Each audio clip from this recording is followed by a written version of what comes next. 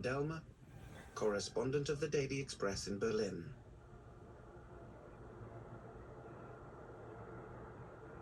The Nazis hated culture itself because it is essentially international and therefore subversive of nationalism. Christopher Isherwood, British-American writer.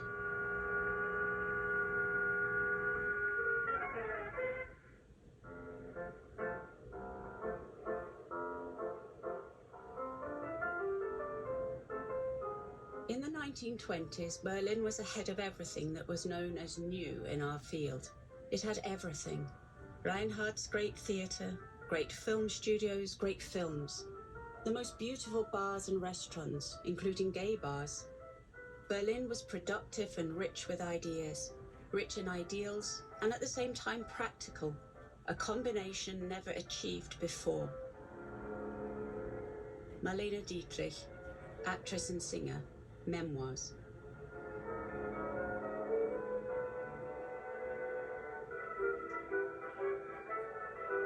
Art was no longer a mere ornament of life, but rather its immediate expression.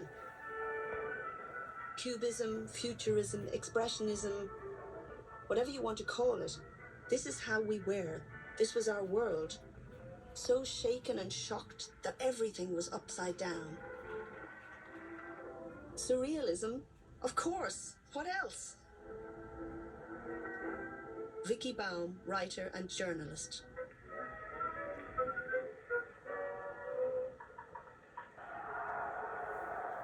Despite the lack of political success, the party stages spectacular rallies, first in Munich and Weimar, then from 1927 onwards, exclusively in Nuremberg.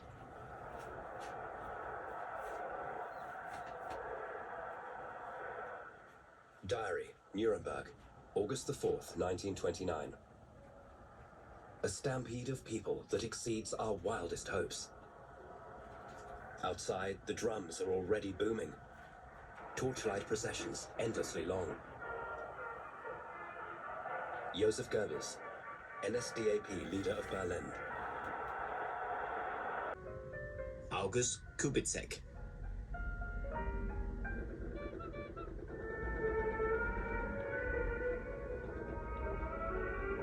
Adolf Hitler talks his mother into allowing him to travel to Vienna.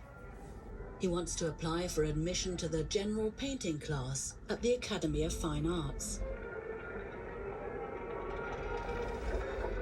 From early in the morning to late at night, I ran from one sightseeing attraction to the next. But the buildings were the only things that fascinated me. All of Ring Street affected me like a spell from the Arabian Nights.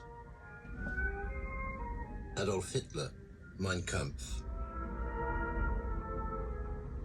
From 1904 to 1908, I was Adolf Hitler's only friend in Linz, and thereafter in Vienna. August Kubitschek.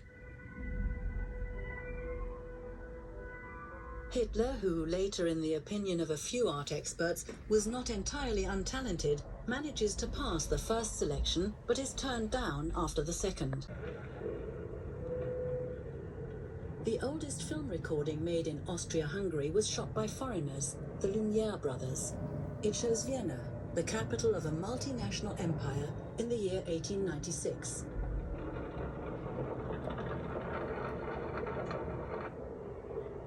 In old Austria, you could travel without a passport, from the Mediterranean, over the Alps, way into the east, the west, and the north.